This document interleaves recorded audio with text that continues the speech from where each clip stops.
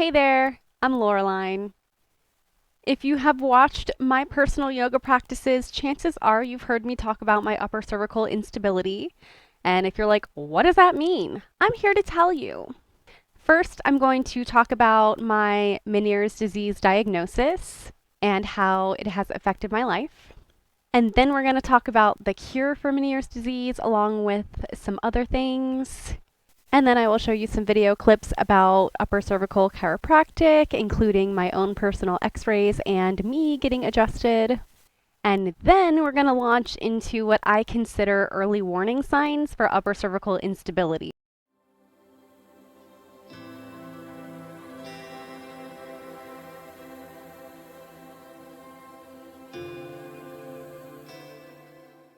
At the end of 2020, I was diagnosed with Meniere's disease. At the time of the diagnosis, I was suffering from what I thought was just a clogged ear because I couldn't hear anything from my right ear. And it also had this horrible constant tinnitus that would not go away. So I couldn't hear anything from the ear at all. Ultimately, my general doctor sent me to a specialized ear, nose, and throat doctor, or an ENT. I do just want to note that there had been fluid in my ear for quite some time, and by the time I went to the doctor for this clogged ear, it had been clogged for weeks, if not months. After conducting multiple hearing tests, they determined that yes, indeed, I couldn't hear shit from that right ear. Shocker, I know. So they, I guess, came to the conclusion based on just that and based off of my age that it was Meniere's disease. For those not familiar with Meniere's disease is a disorder caused by a buildup of fluid in the chambers of the inner ear. It causes symptoms such as vertigo, nausea, vomiting, loss of hearing, ringing in the ears, headache, loss of balance, etc., etc. So, at the time when I was diagnosed, I hadn't really suffered much from vertigo. I had a little bit in the past of like whenever I stood up, I'd be like, whoa, I'm a little dizzy. I didn't think it was a big deal, didn't think it was related. Well, not long after I was diagnosed, I suffered my very first vertigo attack. Now, that is different than regular vertigo. Regular vertigo is when you just feel like an imbalance. You're like, whoa. But a vertigo attack is when you have vertigo so bad. Like, imagine your worst blackout drunk episode ever. You're stumbling around, you have no idea which way is up, down. You have to close your eyes because they're rolling around in your head. You're so dizzy that you're vomiting and shitting yourself at the same time. This lasted several hours. It was at that point I was like, I never want to go through that again. I went back to the ear doctor. They put me on steroids to try to control the inflammation of the inner ear so that hopefully that fluid could get out. After that didn't work, they started shooting steroids directly into my eardrum or somewhere inside of my ear. And I laid there for about 15 minutes and the fluid started draining out and it was opening up just a little bit. It was a very temporary and hardly worth it at all. The amount of money that I paid was about $500 for one shot. That's with insurance, by the way. So, after being told that the likely cause of the fluid buildup in the inner ear is sodium related and caffeine related and alcohol related, all of these things can shrink like the capillaries and things leading up to the ear. So I was told. So I cut all of that out of my diet. I was on a low sodium diet. They do make some decent alternatives to salt, like Mrs. Dash is a really good one. I cut out all fast food, started cooking every single meal at home. It was very stressful for me because I don't know how to cook. So I learned a lot that year. So I was managing things. I was managing these symptoms, had a couple vertigo attacks throughout the next couple months in this timeline. By now, we're looking at like early April 2021-ish, maybe May 2021-ish.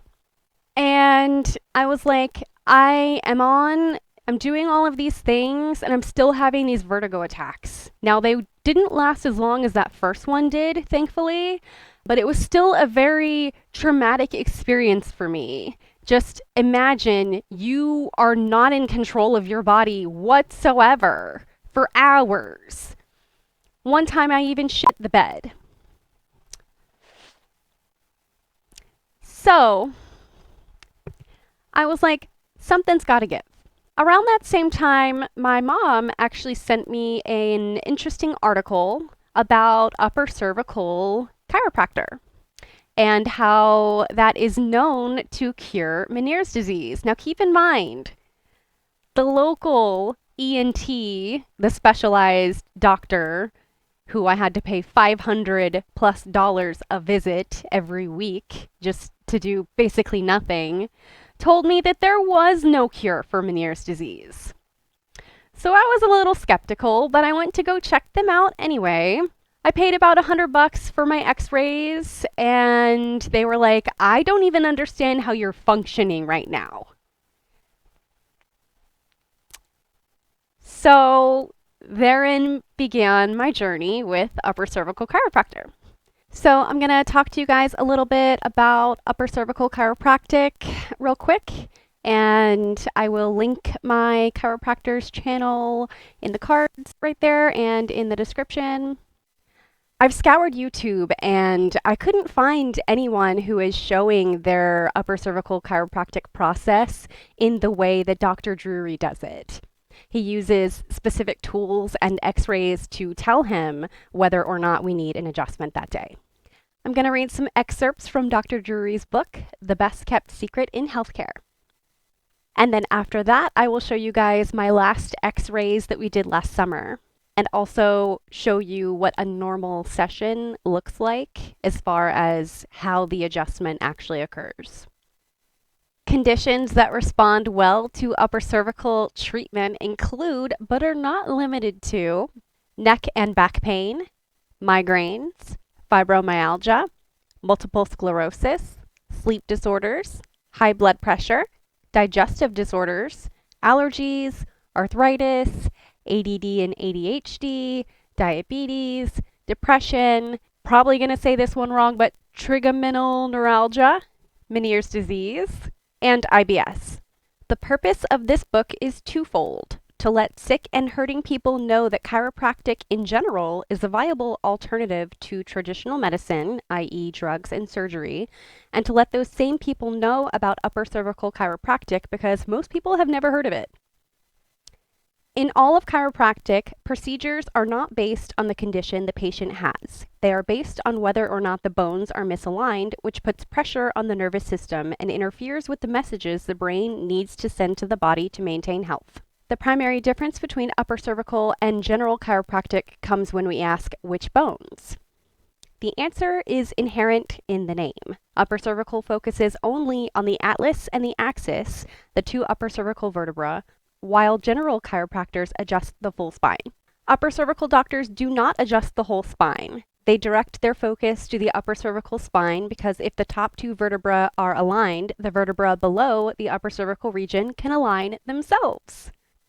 If the head and neck are not in proper alignment, it can cause spinal cord compression or irritation where the head and neck join and disrupt or distort vital brain messages, causing organ dysfunction and or pain anywhere in the body, dis-ease, which is different than disease, but very similar, and disorders one would not necessarily expect to have originated at the top of the neck. Honestly, it's the coolest thing. So now I'm going to show you guys my x-ray session from last summer when I had red hair, and then we will move into the actual adjustment process itself. Okay, so when you first came in, here was your neck, and you can see how far reversed that was, right? And your atlas angle was 7.8. So our goal, we need to bring that atlas angle down to push this back forward. And so where we are now, you can see that you really, most of it, a tiny little bit here, but most of the reversal is coming back. And then because the atlas is now at 7.8, or from 7.8 now at 12, We still need to keep working that. Ultimately, our goal is to get it to 18. By the time we get to 18, we should see all of this pushed back forward and starting to see a little bit, more of the curve coming back that way. Gotcha. So that would be very nice. Originally, Atlas laterality was a little bit over 2 millimeters left. I'm thinking we might be at a position now. So now you're looking at, so if you round that to 23, a little bit over a half. Mm-hmm. So, I mean, from 2 to a half is significant. I think what I would do right now is switch over to the second bone. And the reason why is because if you look at the second bone here, look, see how much is to the right now versus at the left? See how there's more on the left than the right? Mm-hmm. Well, so Atlas, everything was a little bit left. And I think we've moved Atlas to the point to where if we don't get this axis out of the way, we're not going to get much further. So, and we can, with that at the same time, if you look at the normal curve here, you'll see that axis actually typically leans back. Mm-hmm. And if you look at yours, even right now, it's pretty much straight up and down. So if we can work on the lower part of axis, that will probably help us bring both of these back a little bit better. You know what I'm saying? Okay, I'm here for it. And last piece of the puzzle, your rotation originally was 4 degrees, and is now 2. So it's going like this.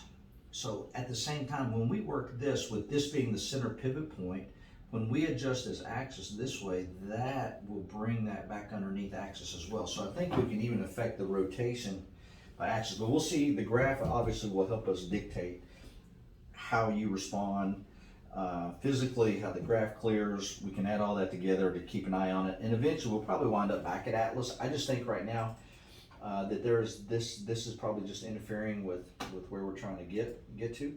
Gotcha. Let's take a look at the full spine stuff. So, all right, so when you look at the full spine, for this one, you can see everything kind of leans off to the right. Mm-hmm. And just kind of continues in your head that if this is the middle, everything's significantly right? Yeah. And this one is definitely, look, this looks great. And tiny little bit left at the top. Mm-hmm. If we zoom in just real quick, see how it kind of, this is the middle of your spine. See how all the way up, everything hangs right. Yeah. And it's because when that Atlas moved, it took the head, and so the whole body, to balance the brain, shifted. And when we look at it today, when we zoom in here,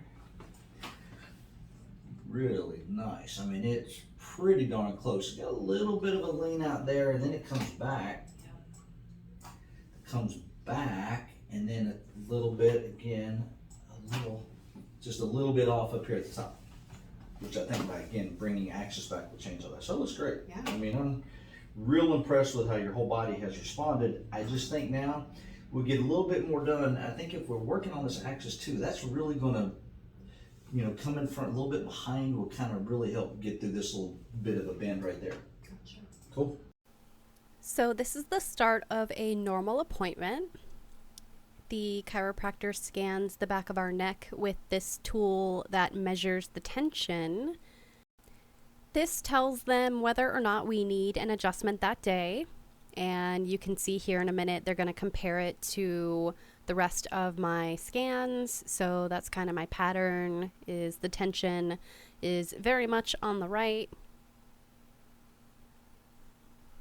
Now we are headed to this table where I smoosh my face between some papers and he checks the length of my legs. All right, so right now, left leg, about a 1/2 inch short. So we're going to just put a little pressure on the ligaments that hold this area together. As they relax, then everything should unwind, which in turn should level out your back, pelvis, and bring your legs steady. Okay, beautiful. Okay, so now we're going to get to the actual adjustment, which is actually so gentle and does not hurt at all. If you blink, you may miss it. So I've highlighted the time that I am being adjusted. You will see it here in a second, so pay attention. All right, there you go now. There we go. Nice. All right. Rest time. That's right. So after laying down in the resting room for about 15 minutes, I come back in and then he scans my neck again so that we can compare the before scan and the after scan.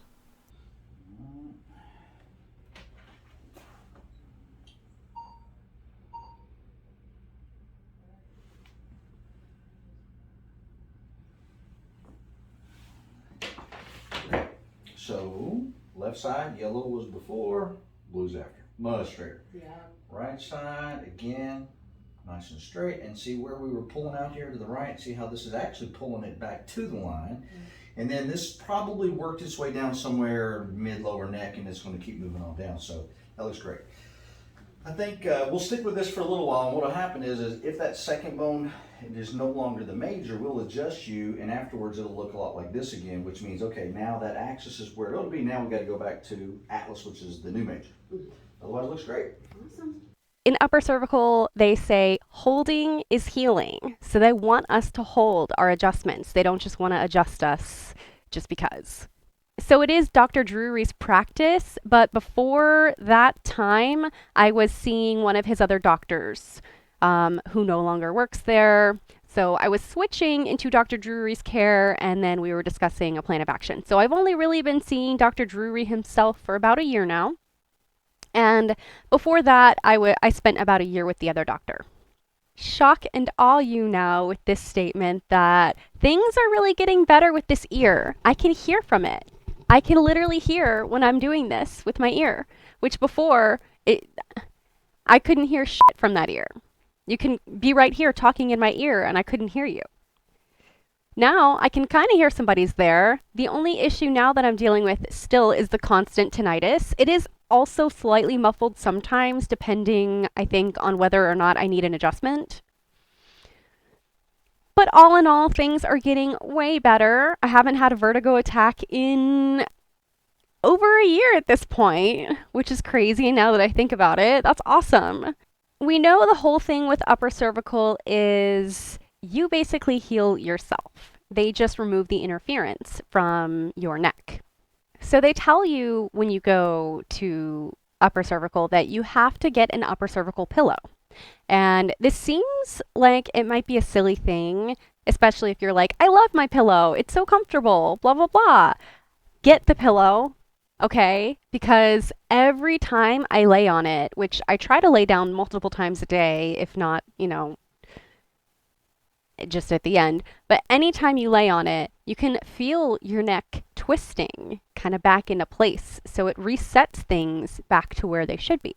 The chiropractor is just guiding this back into place. This is mostly you doing the work. You're relaxing, you're getting into a state of mind where you are allowing the healing of your own body. You are in control of your healing. Some early warning signs. Now, I'm pretty much going to go through my entire history of weird things that have happened to me throughout the years, but I do believe that all of these are upper cervical related, so just bear with me. I think the reason why I had such bad upper cervical instability is because 2 times in my life have I had concussions. Actually, probably more than 2, but definitely 2 times stick out to me. The first time I was 10 and I was in a really bad bike accident, like a bicycle accident. I was going down a hill, riding my bike. Actually, I was riding a friend's bike, so it wasn't even fit. I hardly even fit on the bike from what I was told recently, actually. Luckily, I was wearing a helmet. There was an ice cream truck behind me, just really close to my bumper, and I kept turning around like, yo, dude, why are you so close to me? I'm a child. Back up off me. Well, the last time I looked, I brought the handlebars with me, so I hit the ground and hit my head. I knocked my front tooth out, this one right here. My front 4 teeth are now fake. They have been pretty much my whole life because of that accident. I get rushed to the hospital, blah, blah, blah. Fun times, right? Fun times. The second time I hit my head so hard that I was concussed, I was in my early 20s, so maybe like 23, 24, old enough to know better, but still young enough to not care. I used to live in a apartment complex that had back roads to one of our favorite bars that I frequented. So I would walk to that bar. This time we had one of our friends who had a pickup truck, and we sat in the back of the pickup truck with the bed down. And the friend thought it would be funny for some reason to just go around a corner, and we go flying out of the back of the truck. So I hit my head. That's actually where this scar comes from, right there. I'm not sure how it's such a straight line because all I remember is I hit the ground and I was just bleeding from my head profusely after that. Luckily, I lived to tell the tale, so don't do this at home, I'm telling you. Those two events, I do believe, very, very much contributed to my upper cervical instability. That being said, let's talk about early warning signs that I had some upper cervical instability. So, one warning sign. Now, I used to get a lot of headaches and migraines, and I no longer do. So, I have to think that headaches are a warning sign that something is wrong with your body. Migraines, anything that is debilitating to the point where you can't even function, you should definitely get checked out for upper cervical instability. And also, I'm really sorry that you're going through all that pain because I feel that. When I was in my teenage years, I want to say 16, 17, I was having some very rough chest pains. It almost felt like the bones of my sternum were not happy with each other. Very sharp pain, hard to breathe. I had to lay down. Anytime I laid down flat, I still had searing, sharp pain. Something was definitely not right, but I had no idea about my body enough to actually see what was wrong at the time. So then when I was 18, I was starting college. I had just flown out of the state to see my long distance boyfriend at the time and flew back. And when I got home, I was starting college the next week. It came out of nowhere a couple days after the flight. I literally could not move my joints. Like, I could hardly push up my glasses on my face. It was like this. I was like, "Mom, something is wrong. I can't." Like, I couldn't move any further. It was very restricted. Could hardly walk, go up and down the stairs. Bad times, bad times. So I go to my general doctor, and they had no idea what was wrong with me. They sent me to an arthritis specialist who diagnosed me at age 18 with rheumatoid arthritis, which I was told only affected very older people. They originally put me on, well, you guessed it, steroids to get me mobile again. And that kind of worked for a couple weeks, but ultimately being on steroids long term is not good for you. So to get me off of steroids, because every time I would get off steroids, I would flare up again. We called it flare-ups. Again, we have no idea what was even the issue. They were telling me they think it might be some sort of illness deposited into my joints and settled there. Doctor jargon for we don't fucking know, right? So once we realized that I could not get off of steroids, they put me on this medicine called sulfasalazine, which it's a type of drug known as a disease-modifying anti-rheumatic drug. It reduces inflammation, pain, and swelling in your joints and may reduce the progression of your condition. So that makes sense on why they put me on that.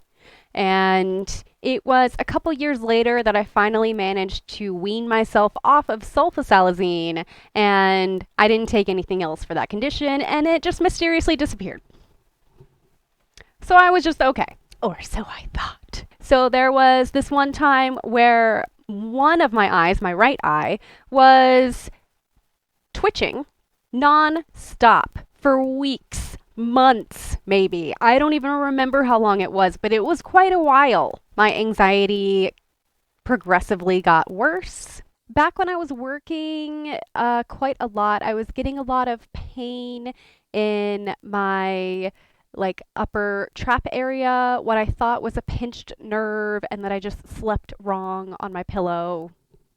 Upper cervical instability, my friends. I'm telling you, go get checked out.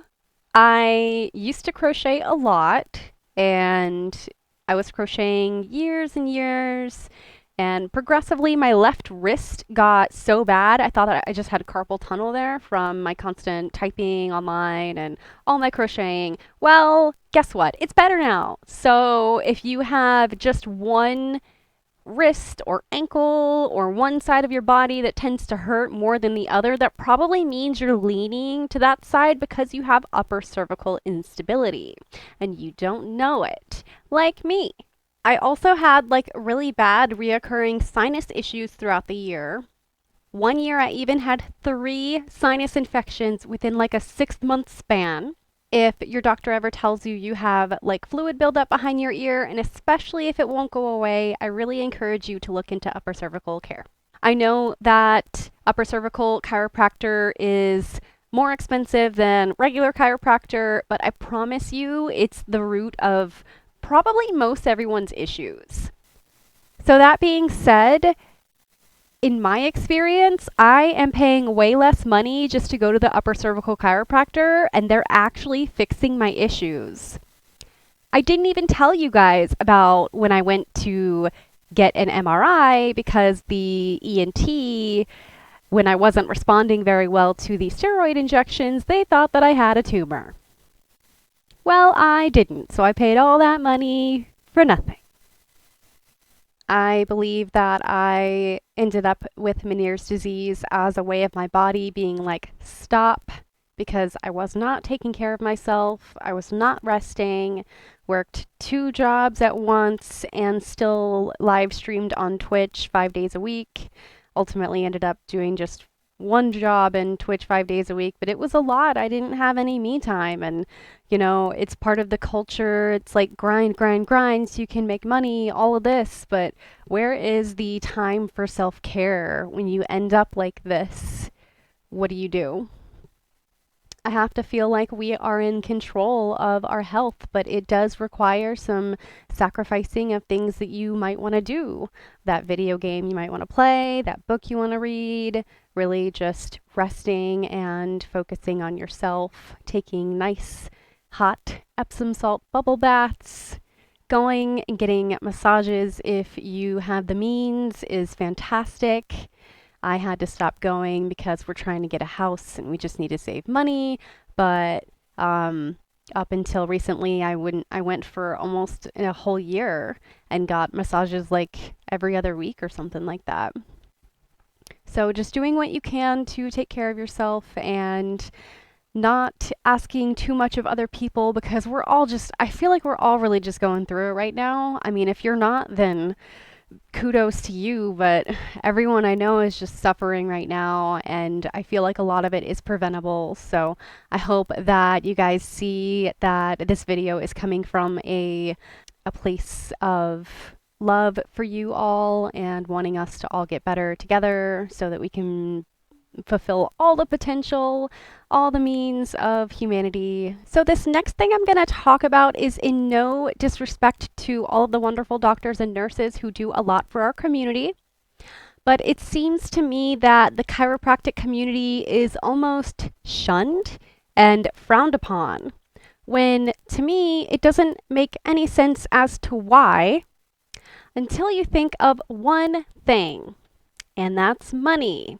We are more profitable to the capitalistic overlords when we are sick and constantly just trying to get better. I think if upper cervical became more well known and more people started healing from it, we can hopefully get to a point in society where we do not have to just suffer with all of these afflictions. Frustratingly, health insurances do not seem to think that this is worth being covered because in all the time that I've had health insurance, they have not covered upper cervical chiropractic. If you also have a supposedly incurable disease, I beg you to look into upper cervical chiropractic. It might very well save your life. This video took me quite a while to compile all of the things that I wanted to say, also to feel like I even wanted to talk about it because, like I mentioned, it is kind of traumatic for me, and also many, many editing hours. So if you liked it, if you can relate to this, please let me know, and I will certainly be putting out more videos about this topic in the future. Subscribe if you don't want to miss those. I hope you guys take care of yourselves, and I'll see you later.